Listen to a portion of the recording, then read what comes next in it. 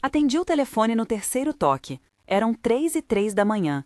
A cozinha cheirava a chá frio e limão, e a casa inteira estava enrolada numa escuridão tão densa que parecia puxar a luz para dentro de si. Em 31 anos, aprendi que chamadas a essas horas quase nunca trazem boas notícias. Do outro lado, havia uma voz clara, medida, com sotaque de quem já ouviu Tropa de Dor antes. É a senhora Helena Moreira? Meu coração afundou como se o asfalto cedesse sob meus pés. Sim, respondi, sentindo o copo escorregar das mãos. Aqui é Ana, da emergência do Hospital Santa Cecília. Estamos ligando por causa do senhor Pedro Moreira. Minhas mãos ficaram frias. Pedro? Disse eu, peneirando cada letra como se fosse areia que pudesse formar um nome. Ele morreu há 31 anos, eu disse, e a voz do outro lado fez uma pausa longa o suficiente para eu ouvir a casa. Ana continuou.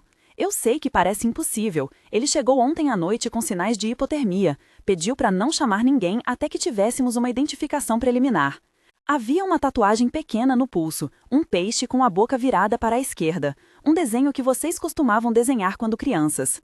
A descrição me atravessou, porque ninguém fora da família conhecia aquele desenho que eu e Pedro desenhávamos no muro do quintal quando ele tinha 9 anos. Senti o chão ceder e depois girar. Minha filha Luísa acordou com o som abafado do telefone caindo e veio até mim com os olhos grandes e vermelhos. Falei num sussurro que parecia vir de muito longe. Onde ele está? A resposta veio com a calma hospitalar que tenta organizar o caos. Hospital Santa Cecília, unidade de observação. Chegou identificado como desconhecido, pediu por mim. Eu agarrei o casaco como quem segura a última tábua numa balsa e disse que vinha. Antes de sair, respirei fundo. O rádio do carro ficou mudo. Precisei do silêncio para não perder a memória que vinha de longe, aquela coleira de lembranças que me prendia a ele. Se aquilo fosse verdade, a vida que eu havia reconstruído a partir do enterro e da certidão seria desfeita. Ainda assim, eu estava indo. No caminho, a cidade parecia um filme em câmera lenta, faróis cortando neblina, cheiro de asfalto molhado, música distante de um bar. Do meu lado, Luísa apertou a minha mão com força. Mãe, e se for engano? Perguntou ela, a voz fina de quem tenta proteger a mãe e se proteger ao mesmo tempo. Eu olhei para o espelho retrovisor e vi o rosto de alguém que aprendeu a guardar esperança e descrença no mesmo bolso. Vamos ouvir, respondi. No hospital, o corredor tinha o cheiro de desinfetante e café velho. A luz fluorescente fazia sombras duras nas paredes e Ana apareceu com um crachá e olhos cansados, mas atentos. Havia também o Dr. Faria, um médico de cabelos ralos e voz baixa, e Marta, assistente social com uma prancheta. E uma postura que misturava compaixão e burocracia. Devemos ser cautelosos, disse o Dr. Faria, mas há detalhes que exigem confronto. O ar da sala de espera parecia mais fino, como se cada respiração precisasse de mais esforço. Lembro da infância de Pedro como de um filme com imagens guardadas numa caixa. Nasci numa rua de paralelepípedos, minha mãe costurava roupas até tarde, e Pedro era um menino com bolsos furados que colecionava tampinhas. Entrei em 3 parágrafos de memória. O primeiro fala do quintal em que encontramos um ninho de pardais e ele trouxe um filhote para casa com os olhos ainda fechados. O segundo descreve o verão em que ele subiu na figueira da frente e prometeu que nunca mais deixaria a casa.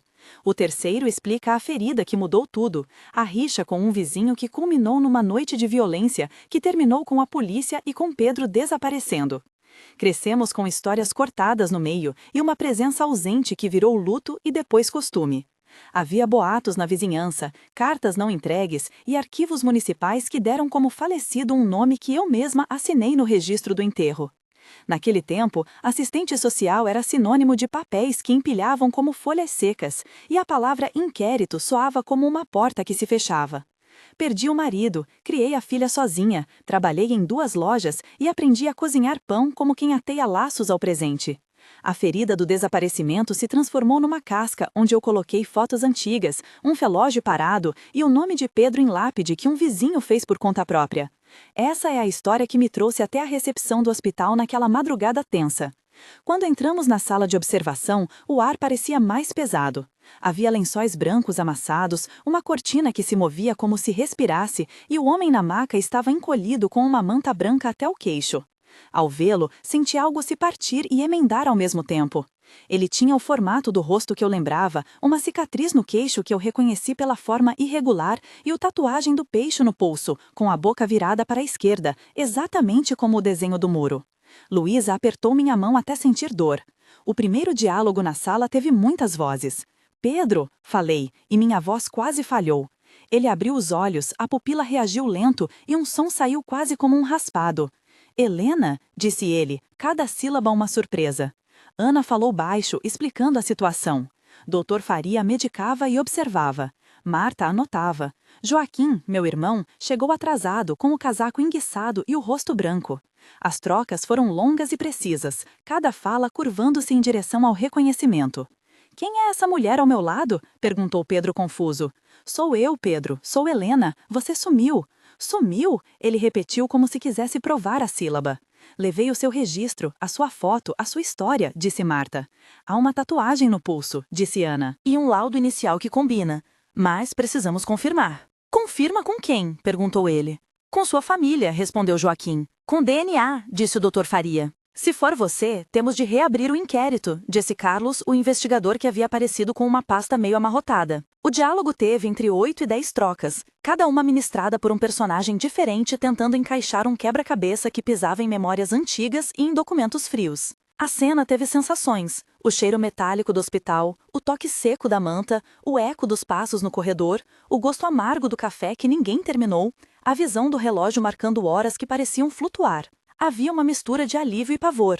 Pedro olhava as mãos como se reconhecê-las pela primeira vez, e eu tocava o seu pulso com uma delicadeza que temia acordar um leão. Luísa chorou baixinho, e Joaquim tentou conter-se com um suspiro gutural. Nomes surgiam e se enredavam. Patrícia, a vizinha que guardava cartas. Ricardo, técnico forense que chegou com uma maleta. Daniela, terapeuta que eu havia procurado anos atrás e que apareceu como ponte entre o passado e o presente. Cada personagem trouxe um testemunho, um pedaço de arquivo, um recorte de jornal. Temos fotos de antes do desaparecimento, disse Carlos, estendendo uma folha. Comparei a cicatriz no queixo, disse Ricardo, e Marta mostrou anotações de assistência social. Sentimos a presença de uma comunidade inteira assistindo por trás das cortinas, e as implicações se estendiam para além do quarto. Se Pedro era vivo, era preciso contar a outra família que talvez acreditasse ter um marido diferente enterrado e que documentos oficiais poderiam ser revistos.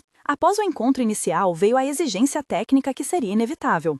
Explicamos que o procedimento de identificação por DNA envolve a coleta de material biológico, comparação com amostras de parentes próximos e análise de marcadores genéticos específicos para confirmar a relação, e que esse processo costuma levar entre alguns dias e semanas dependendo da urgência e da fila do laboratório. Essa explicação técnica manteve a equidade entre cientificidade e sensibilidade, e foi dita então objetivo por Ricardo enquanto Ana segurava uma bandeja com tubos. As palavras DNA, identificação e laudo apareceram tantas vezes que ganharam peso próprio. Em 300 caracteres, o exame de DNA compara marcadores genéticos entre amostras do indivíduo e familiares, produzindo um laudo estatístico que confirma ou exclui parentesco com alto grau de certeza. O laboratório segue protocolos de cadeia de custódia e controle para evitar contaminação. O momento em que entregaram o primeiro resultado preliminar foi uma tensão concentrada. Respiramos como quem se preparava para uma queda. A sala ficou pequena, o ar tomou o sabor de expectoração, e minha garganta apertou.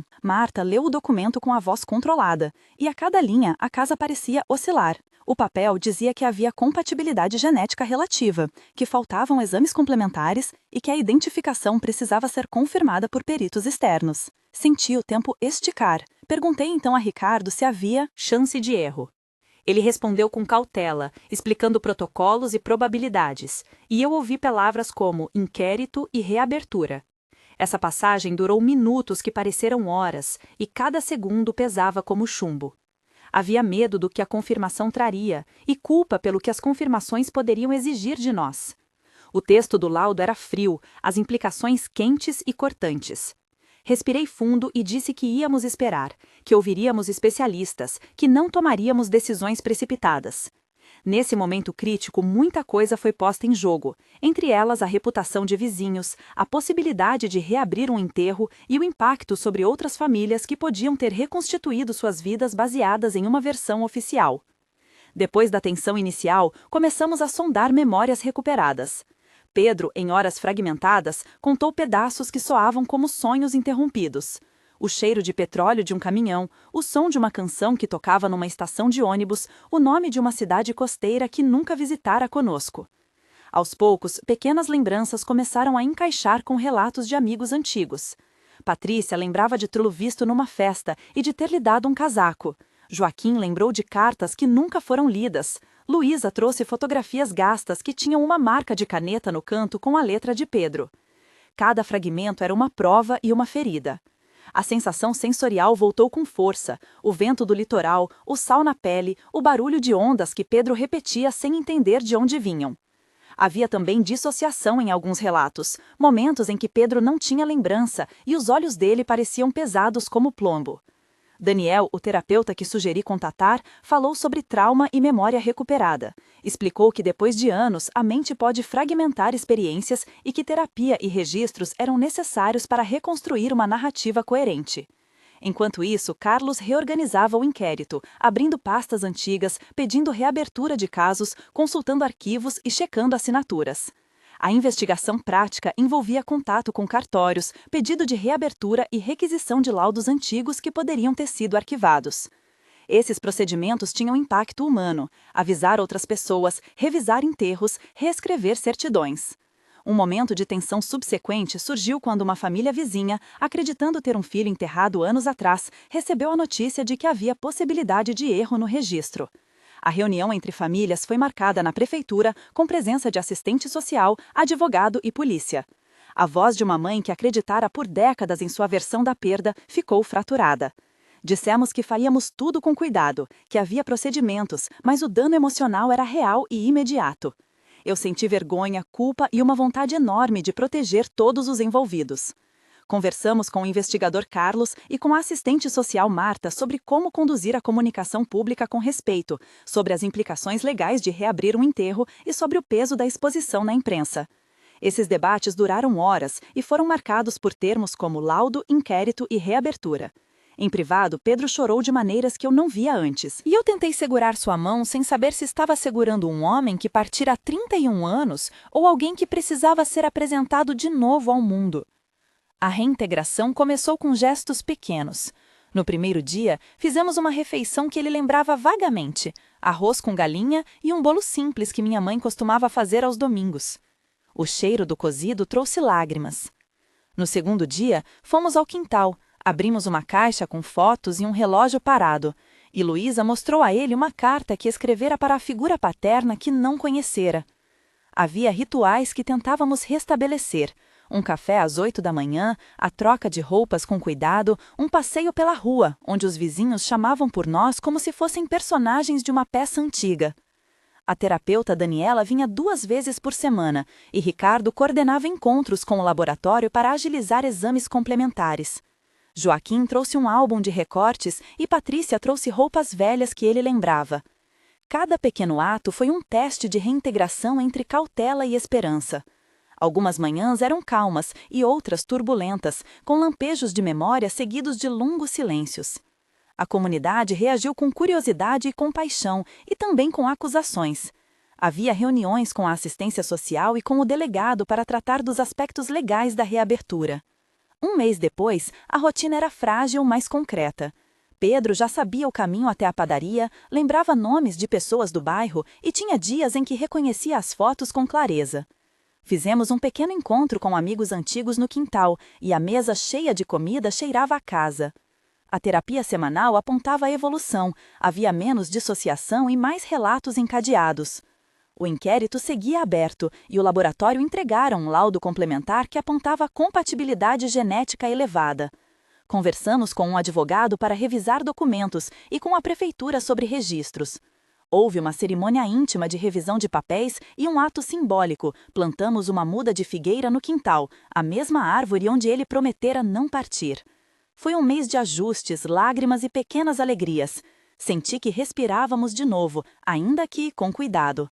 3 meses depois, as coisas haviam se reorganizado de forma mais estruturada. Pedro começou a participar de terapia de grupo, a reconhecer rotinas e a ajudar nos cuidados de Luísa em pequenas tarefas. Havia visitas programadas com a equipe de assistência social e com o investigador Carlos para tratar da documentação pendente. O processo de reabertura do inquérito gerou entrevistas e a necessidade de confrontar documentos antigos com testemunhos novos. A imprensa apareceu em algumas ocasiões e aprendemos a lidar com a exposição, escolhendo porta-vozes e limites. A reintegração familiar prosseguia com encontros, refeições e a retomada de hábitos simples como consertar calhas e limpar a varanda. A comunidade mostrou apoio prático, oferecendo mantimentos e tempo. A terapia moralizou a convivência, ensinou limites e como lidar com lembranças que voltam. Sentíamos progresso, mas também consciência de que havia sequelas que pediam tempo. 6 meses depois, Pedro tinha rotinas mais sólidas e algumas memórias reconectadas que nos permitiam conversar sobre o passado sem que isso nos paralisasse. Havia uma rotina de consultas médicas, acompanhamento psicológico e planos legais para regularizar documentos. A família reuniu-se para um almoço em que Luísa leu pastes de cartas antigas que resgatamos e Joaquim trouxe antigos vizinhos que contaram episódios esquecidos. O processo de reintegração mostrou-se longo, com desafios constantes, mas havia também momentos de riso e de intimidade recuperada. Decidimos, com orientação legal e social, abrir uma página de apoio para outras famílias que enfrentam casos semelhantes, oferecendo informações sobre assistência social, laudos e procedimentos de reabertura de inquérito. O trabalho com Daniela e Marta continuou e estabelecemos um grupo de convivência quinzenal para apoio mútuo.